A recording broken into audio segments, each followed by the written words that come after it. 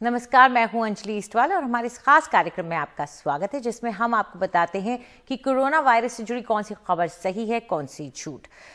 ये तो बात जग जाहिर हो चुकी है कि जो दूसरी लहर आई उसके पीछे, उसके घातक होने के पीछे एक वजह डेल्टा वेरिएंट थी।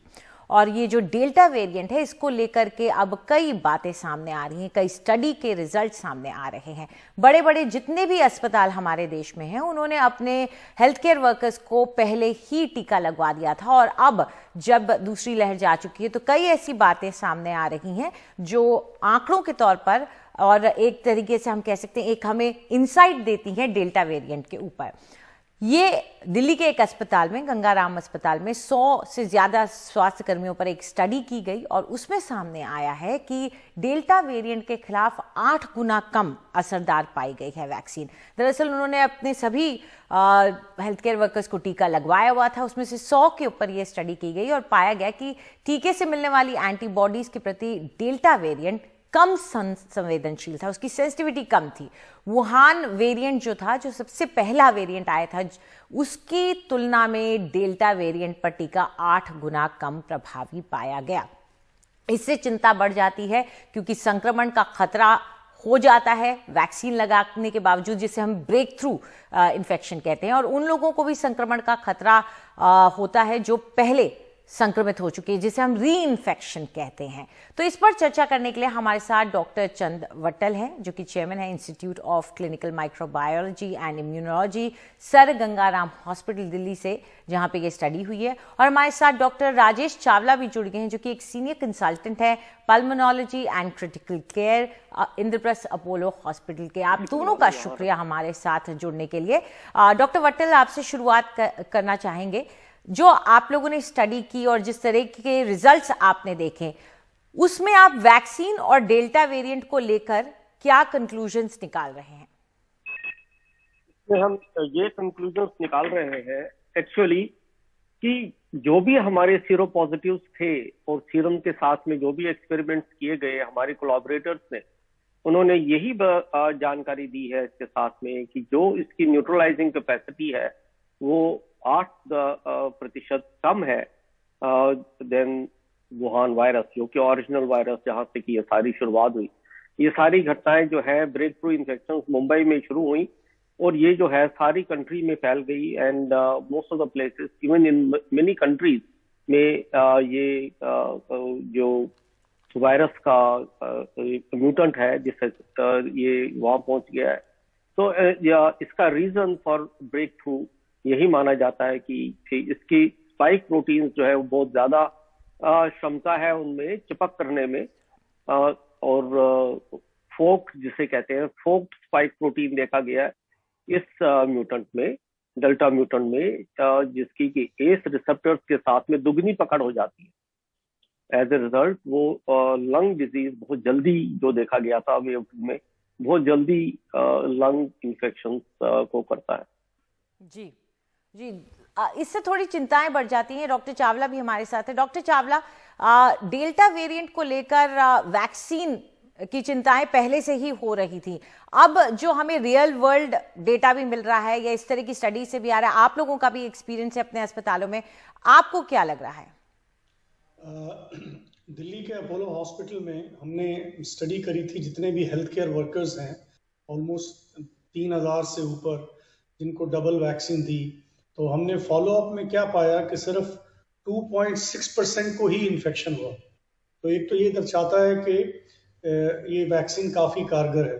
दूसरा, कोई भी व्यक्ति इनमें से आईसीयू या सीवियर डिजीज से ग्रसित नहीं हुआ। तो ये वैक्सीन काफ़ी कारगर है, ये सब जगह ये प्रूव हो चुका है। और यही एक है, जैसा कि बार बार 24 घंटे हर कोई इंसान कह रहा है, मास्क, वैक्सीन और डिस्टेंस, यही हमें थर्ड वेव से बचा सकते हैं। तो वैक्सीन काफ़ी कारगर है और जिनको नहीं लगी है, जिनकी टर्न आ गई है, उनको वैक्सीन जितना जल्दी हो सके, उनका जब भी नंबर आता है, जब भी उन्हें अपॉइंटमेंट मिलती है, उनको लगवा लेनी चाहिए। लेकिन डॉक्टर चावला, इससे एक कंक्लूजन और जो शायद मुझे लगता है ये भी निकाला जा सकता है कि वैक्सीन भले ही लग गई हो, कि लोगों के अंदर एक कंप्लेसेंसी या एक वो कॉन्फिडेंस आ जाता है, आत्मविश्वास आ जाता है कि हमें तो वैक्सीन लग गई। वैक्सीन भले ही लग गई हो, आपको कोविड प्रोटोकॉल को नहीं छोड़ना है। क्या एक कंक्लूजन ये भी निकाला जा सकता है डॉक्टर चावला? देखिए, ऐसा है, वैक्सीन आप दो चीजों, एक चीज तो पक्का करती है कि आपको सीवियर डिजीज नहीं होगी, इससे डेथ होने के चांसेस बहुत ही कम हो जाते हैं। अगर आपको दोनों डोजेस जो भी प्रिस्क्राइब हैं किसी भी वैक्सीन के अगर लग गए हैं तो आपको सीवियर डिजीज नहीं होगी। लास्ट टाइम भी ये जो मई के महीने में बहुत ज्यादा जो सीवियर डिजीजेस देखे गए, हमारे हॉस्पिटल में भी आए, तो हमने देखा कि आईसीयू में एक दो भी नहीं है जिनको मैं कह सकूं कि डबल वैक्सीन लगी थी और वो वेंटिलेटर पे गए।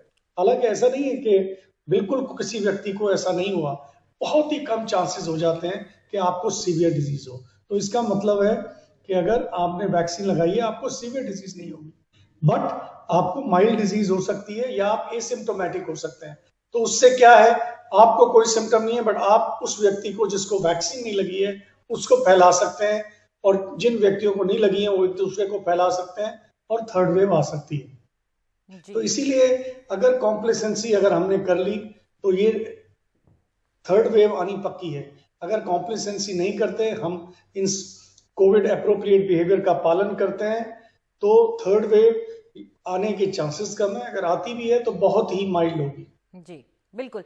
और डॉक्टर वट्टल, यही बात कि अगर थर्ड वेव आती भी है, क्योंकि ब्रेक थ्रू इन्फेक्शन भी अगर हो जाता है या जो भी वजह रही हो, अगर थर्ड वेव आती भी है तो वैक्सीन का लगना एक ओवरऑल प्रोटेक्शन हमारी पूरी देश की पॉपुलेशन को देगा।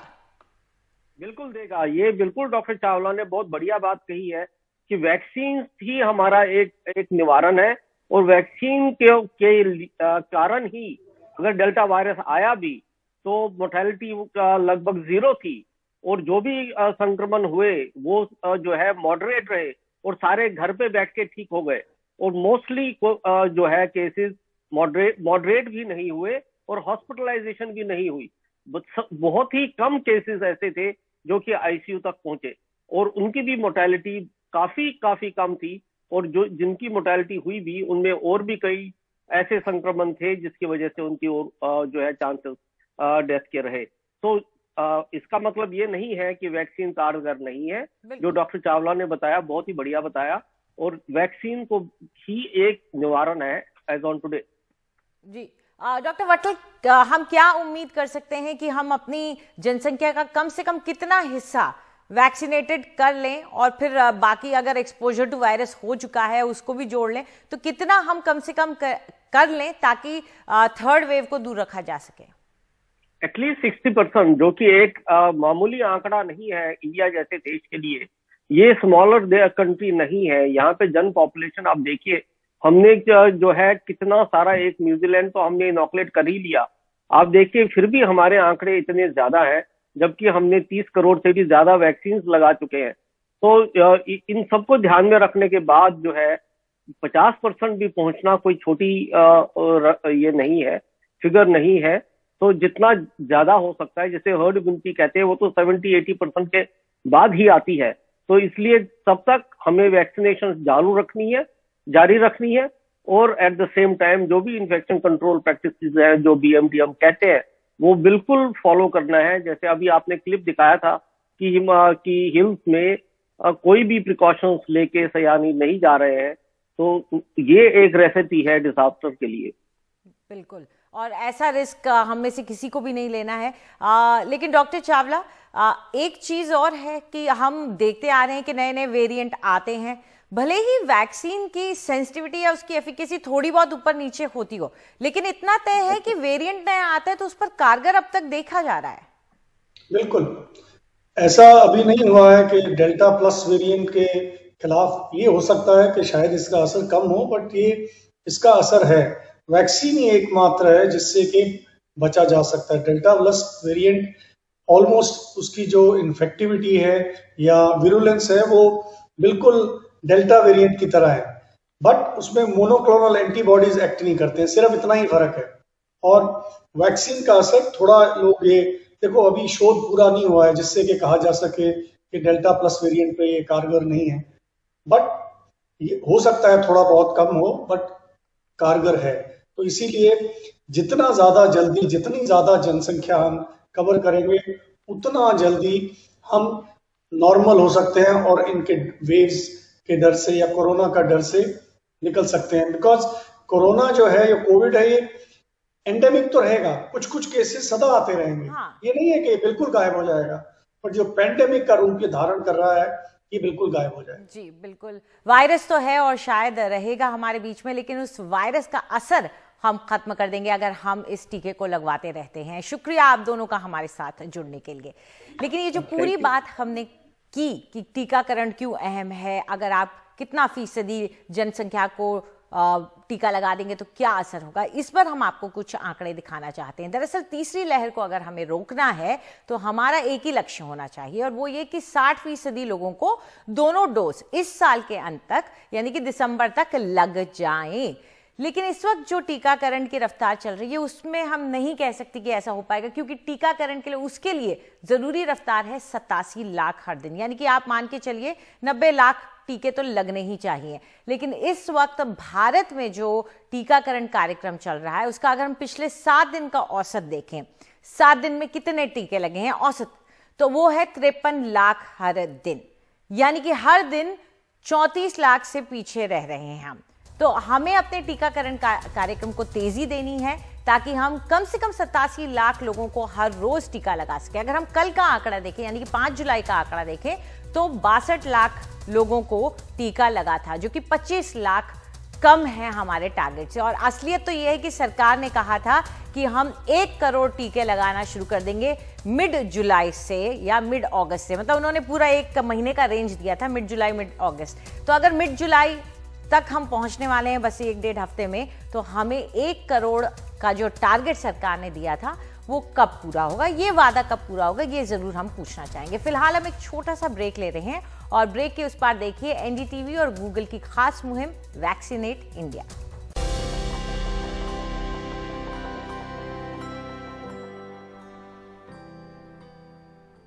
एनडीटीवी और गूगल की खास मुहिम वैक्सीनेट इंडिया में आपका स्वागत है। और आज हमारे साथ चर्चा के लिए जुड़ गए हैं डॉक्टर एम वली, जो कि सीनियर फिजिशियन है गंगाराम हॉस्पिटल दिल्ली से। शुक्रिया डॉक्टर वली हमारे साथ बात करने के लिए। सबसे पहले आपसे ये जानना चाहेंगे कि म्यूकोमाइकोसिस ये क्या है और कैसे इसके मामले बढ़ रहे हैं। देखिए अंजलि, धन्यवाद आपका इस प्रोग्राम में बुलाने के लिए। म्यूकरमाइकोसिस पिछले दिनों बहुत चर्चा में था और अब एज ए डिलेड कॉम्प्लिकेशन ये सामने आ रहा है। इन पेशेंट्स को हम लॉन्ग हॉलर्स भी कहते हैं और ये डिलेड कॉम्प्लिकेशन भी कहलाएगा। और अब एक्यूट केसेस म्यूकरमाइकोसिस के देखने में नहीं आ रहे हैं उन केसेस में जिसमें बहुत लंबा स्टीरॉयड चला है, डायबिटिक्स हैं या उनको इम्यून कॉम्प्रोमाइज्ड स्टेट है, कैंसर थेरेपी मिली हुई है, तो उन पेशेंट्स में ये मामले देखने में आ रहे हैं। इसके अलावा किडनी डिजीज है और इम्यून जो डिजीजेज हैं जैसे रूमेटॉइड आर्थराइटिस वगैरह है, उन डिजीजेस के लोगों में ये कुछ मामले अब देखने में आ रहे हैं। लेकिन इस म्यूकर के बारे में मैं रिवाइज कर लूं, जो हमने पहले बताया था कि इसमें नाक के जरिए आंख का इन्वॉल्वमेंट होता है और आंख क्योंकि ब्रेन का एक हिस्सा मानी जाती है एनाटॉमिकली, तो उससे ब्रेन का भी इन्वॉल्वमेंट होता है। तो इसको हम नाक ऑर्बिट और brain rhino orbital cerebral mucormycosis कहते हैं। और इसमें पूरी टीम ऑफ डॉक्टर्स की जरूरत पड़ती है, जिसमें हमको डेंटिस्ट भी लेना पड़ता है, ईएनटी सर्जन भी लेना पड़ता है, जनरल सर्जन भी लेना पड़ता है, आई का सर्जन भी लेना पड़ता है और न्यूरो सर्जन भी लेना पड़ता है, जब जाके हम इसका रेडिकल क्योर कर पाते हैं। और उसमें मेडिकल डॉक्टर्स भी होते हैं जो एंटी फंगल दवाएं देते हैं। तो ये हम पिछले दिनों सुनते आ रहे हैं और उसमें सबसे ज्यादा जो इसकी प्रिवेंशन की बात सुनी है हमने, वो हाइजीन है, साफ सुथरा रहना है, अपनी मास्क को साफ रखना है, अगर नेबुलाइज कर रहे हैं तो नेबुलाइजर्स को साफ रखना है, और जो भी चीजें नाक के कांटेक्ट में आ रही हैं, चाहे वो ऑक्सीजन की ट्यूब हो, या और कोई जरिया हो, जैसे हम CPAP BiPAP यूज करते हैं, उनको साफ हाइजीनिक रखना है। डॉक्टर वली, एक वजह जो उससे लिंक की जा रही थी वो स्टेरॉइड का ओवर यूज भी था, लेकिन स्टेरॉइड के ओवर यूज से अब दूसरी भी दिक्कतें सामने आ रही हैं, कुछ और नई खबरें आ रही हैं जिसमें बोन डेथ जैसी चीजें भी कही जा रही हैं। बिल्कुल ठीक, स्टेरॉइड से न्यू ऑनसेट डायबिटीज, ओबेसिटी और भी ज्यादा कॉम्प्लिकेशन, कशिंग सिंड्रोम टाइप के पेशेंट्स भी देखे मैंने जिनको बहुत ज्यादा स्टेरॉइड दिया। और ये जो आपने अभी जिक्र किया है ये बिल्कुल ठीक बात है। इंसिडेंटली ये 3 ऐसे लोगों में देखा गया है जो मेडिकल प्रोफेशन से ताल्लुक रखते हैं, डॉक्टर से, और यंग एज में ये हुआ है। नॉर्मली जो बोन में ये बीमारी होती है जिसमें लॉन्ग बोन होती है हमारी थाई की, उसमें ब्लड सप्लाई कम हो जाती है, उसमें बॉल एंड सॉकेट जो जॉइंट होता है हिप का, जिसमें लॉन्ग बोन हमारी फीमर जो है मूव करती है, उसमें इस बोन के ऊपर से जैसे बोतल में एक सुराख कर देते हैं उस तरह से ब्लड सप्लाई जाती है जो कि इसमें हैम्पर हो जाती है। मुझको ऐसा लगता है लोग एंटीकोआगुलेंट्स को बंद करने में कोरोना के बाद जल्दी कर रहे हैं, या ब्लड थिनर्स जो उनको कोरोना के दौरान दिए गए हैं उसमें बंद करने में जल्दी कर रहे हैं, और सोच रहे हैं हमारी एज 40 है, 40 से कम है, हमको शायद इसकी जरूरत नहीं है। मैं दोहराना चाहूंगा कि कोरोना एक वैस्कुलर सिंड्रोम है जिसमें ब्लड वेसल्स का ऑब्स्ट्रक्शन होता है, लंग्स में भी ये प्रभावित करता है और जगह भी ये प्रभावित कर सकता है। अभी अभी जब हम आपसे बात कर रहे हैं तो गॉल ब्लैडर के प्रभावित होने की और साइटोमेगालोवायरस पेट में होने की भी खबरें आई हैं। तो ये किसी भी तरह से जहां भी वैस्कुलर सप्लाई बंद करता है उसकी हेल्प जो है ब्लड थिनर्स ही हैं, और ब्लड थिनर्स को हमको बंद करने में जल्दी नहीं करनी चाहिए। मैं तो कहूंगा कुछ लोगों को, हार्ट पेशेंट्स को लाइफ लॉन्ग ब्लड थिनर्स की रिक्वायरमेंट होती है, जिनके वैल्व बदले जाते हैं उनको लाइफ लॉन्ग रिक्वायरमेंट होती है, तो इसमें बहुत जल्दी नहीं करनी चाहिए। अभी हमको शायद ये मालूम नहीं है कि कितनी लंबी पीरियड के साथ ब्लड थिनर्स इसमें देखे जाएंगे। और जो आपने ये बीमारी बताई है इसमें फीमर के हेड को उसको बाकायदा वो डिके कर जाता है और वो हड्डी ब्लैक हो जाती है और डेड बोन हो जाती है, और इसका अगर पहले से समाधान नहीं हो, डायग्नोसिस नहीं हो तो बहुत मुश्किल हो जाएगी। तो अगर किसी को भी अप्रत्याशित या अनएक्सपेक्टेड बोन पेन हो, हिप में खास तौर से पेन हो, चलने में परेशानी हो, या गेट उसकी डिस्टर्ब हो जाए, वो गेट में उसके पैर बराबर ना पड़े, तो उसको जरूर डॉक्टर के पास जाके सबसे पहले एक्सरे और उसके बाद MRI स्कैन करा। डॉक्टर वली, हमारे पास वक्त थोड़ा कम है, लापरवाही इसको लेकर बिल्कुल नहीं बरतनी है जैसा डॉक्टर साहब कह रहे हैं। तो फिलहाल हमारे इस कार्यक्रम में इतना ही। नमस्कार।